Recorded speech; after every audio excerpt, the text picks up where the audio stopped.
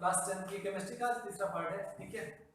आप देखेंगे इसमें कि किसी केमिकल इक्वेशन को मोर इन्फॉर्मेटिव कैसे बनाएं। मोर इन्फॉर्मेटिव का मतलब ये होता है कि वो ज्यादा से ज्यादा बात बता दे।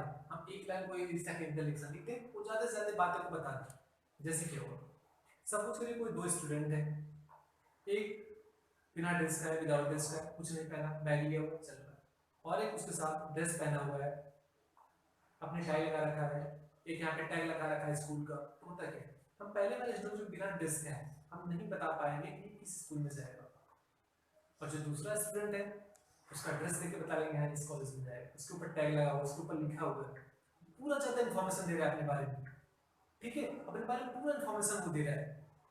ज्यादा इन्फॉर्मेटिव कौन हुआ, जो ड्रेस पहना हुआ है। तो ऐसा ही अपने केमिकल इक्वेशन में भी यही होता है, और उसे बनाते हैं हम कि वो ज्यादा से ज्यादा बातों को बता दे अपने अंदर। इसीलिए कुछ पैरामीटर होते हैं जिनको हम बताते हैं कि वो कैसे इन्फॉर्मेटिव होगा, वो ज्यादा इन्फॉर्मेटिव होता क्या है। देखिए सबसे पहले क्या करेंगे,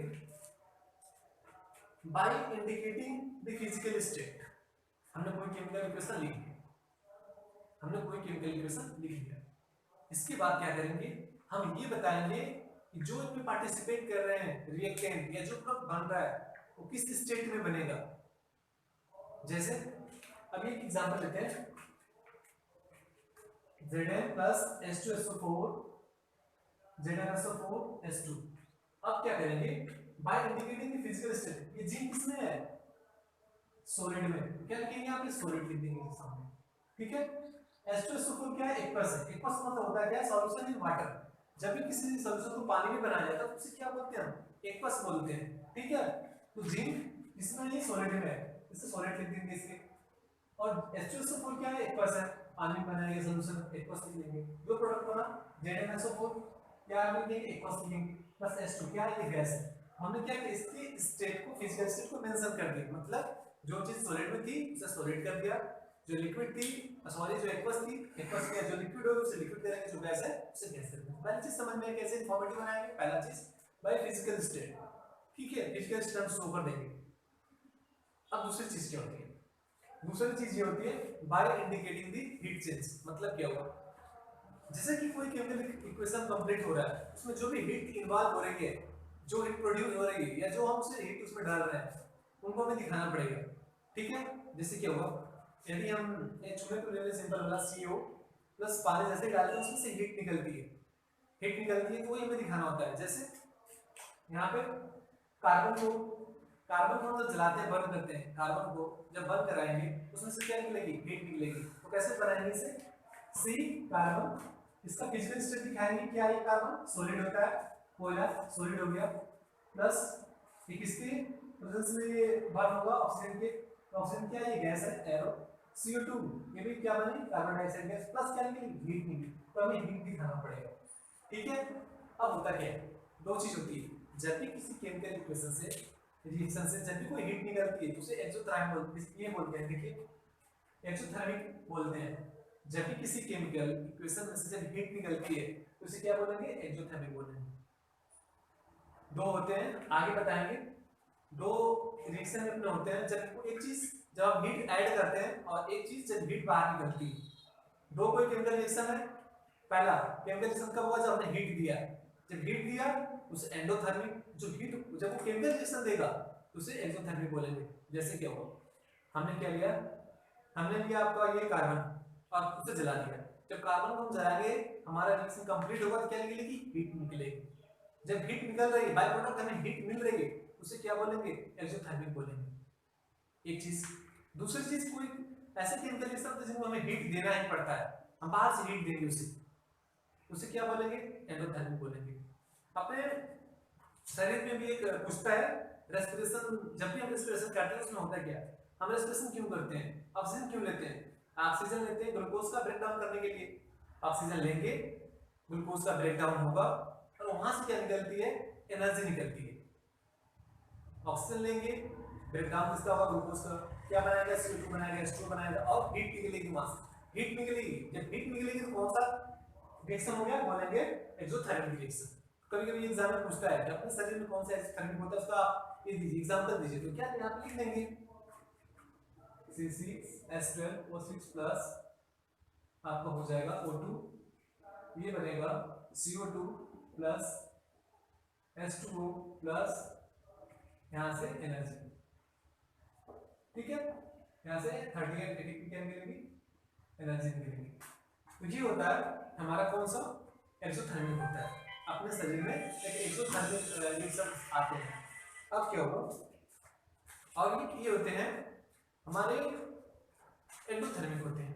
एंडोथर्मिक कहाँ होता है, यहाँ पे देखिए जैसे यहाँ पे N2 प्लस O2 हमने हीट इसमें ऐड किया है, जब हीट ऐड करेंगे तो क्या बोलेंगे, एंडोथर्मिक बोलेंगे, ठीक है। जब हम हीट को ऐड कर रहे हैं, जब हीट हम दे रहे हैं, अब जब हीट अपने से निकलेगी उसे बोलेंगे एक्सोथर्मिक, ठीक है। तो ये समझना पड़ेगा, जब हम हीट ऐड करेंगे केमिकल रिएक्शन में, हीट को क्या करेंगे, ऐड करेंगे, तो क्या बोलेंगे उसे एंडोथर्मिक बोलेंगे। अब जब केमिकल रिएक्शन में ऑटोमेटिक हीट निकल रही है तो क्या बोलेंगे उसे एक्सोथर्मिक बोलेंगे, ठीक है।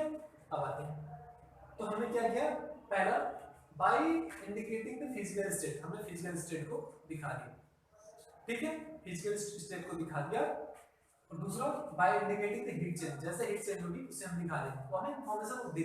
तीसरी चीज होती है बाय चेंजिंग द कंडीशन, मतलब किस कंडीशन में वो वर्क कर रहा है, जैसे हम कहाँ पे काम कर रहे हैं, यहाँ पे एसी लगी हुई है या फिर धूप है, कंडीशन हमें दिखाना पड़ता है, ठीक है। तो इसमें कंडीशन दिखा देंगे ऐसे, जैसे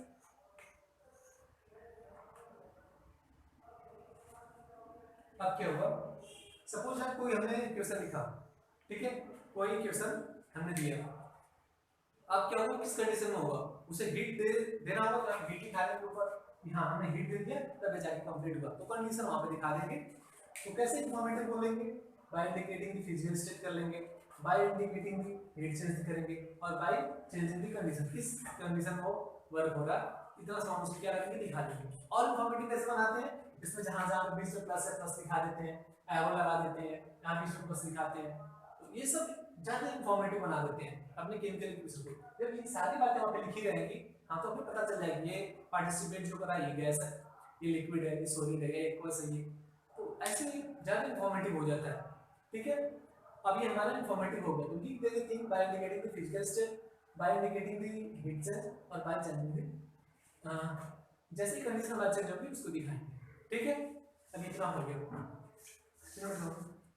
तो अब देखेंगे इसमें टाइप्स ऑफ केमिकल रिएक्शन, ठीक है। टाइप ऑफ केमिकल रिएक्शन कितने प्रकार के होते हैं, यही हम देखेंगे। अब होता क्या है, केमिकल रिएक्शन जो टाइप होते हैं ये 5 टाइप के मेनली होते हैं। पहला होता है कॉम्बिनेशन, दूसरा होता है डिकम्पोजिशन, तीसरा होता है डिस्प्लेसमेंट, और चौथा होता है डबल डिस्प्लेसमेंट, और पांचवा रिडक्स।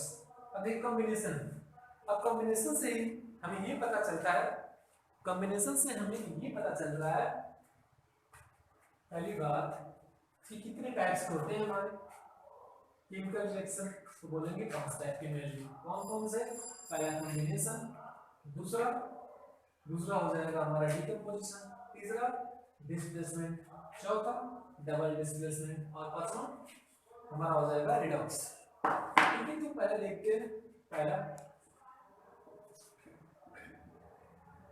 कॉम्बिनेशन। इसमें होता है क्या कॉम्बिनेशन में, जब दो या दो से अधिक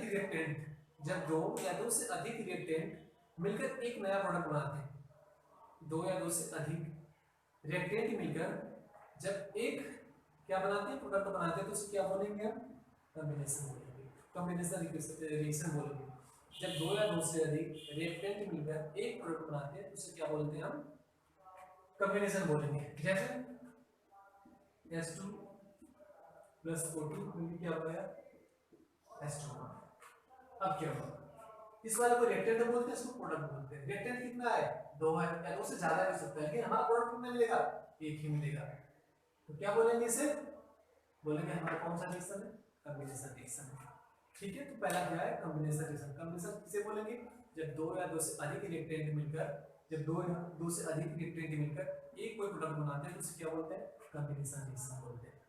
या फिर C+O2 क्या बनाएगा, ये CO2 बनाएगा।